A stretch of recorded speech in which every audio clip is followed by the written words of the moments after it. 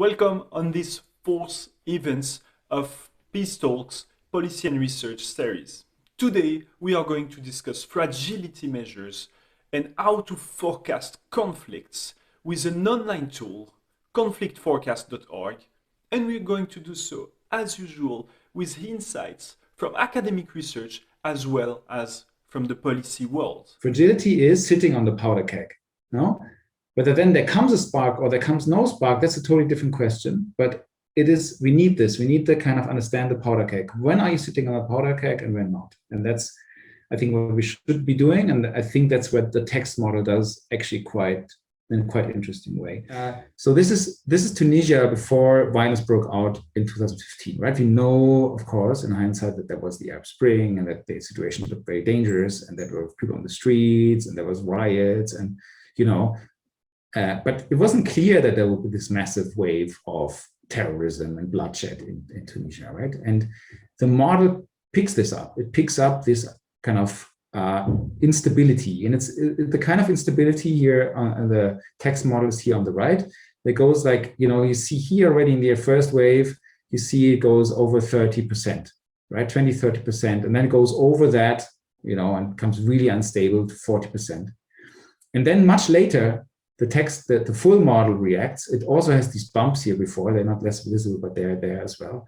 And then, of course, once violence breaks out, the full model has the conflict history in it, and so therefore it's reacting to that very strongly along the logic of that I explained before. One of the things that I think is missing still is the people that can translate what Hannes does to the people that work on these things in the UN and the World Bank and others. There's some cartilage that's needed there between the two bones of, Hannes does some really rigorous stuff, but it's a lot to absorb, and it's hard to convey that to a policymaker who has 20 minutes between meetings, right? So how do we think about this distinction?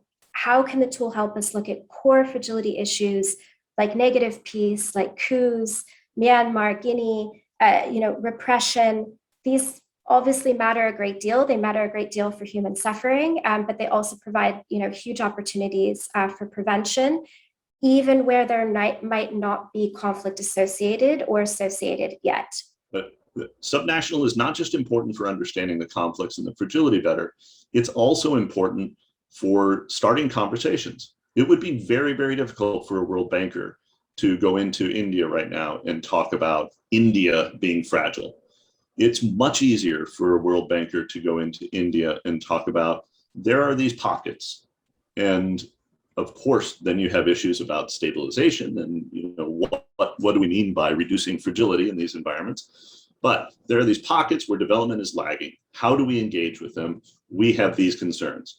And so being able to talk about Northern Ireland in that way, being able to talk about other places that are lagging, that is actually an entry point for policymakers to be able to talk about these things. So that's extremely useful. Not only is there a shift in thinking about what development actors can do, but there's a shift in thinking about where we can do it. And again, I think that's why the timing of something like this that does take that broader perspective and doesn't just look at the 15 countries that we see on the top of our news stories, every day, is really important.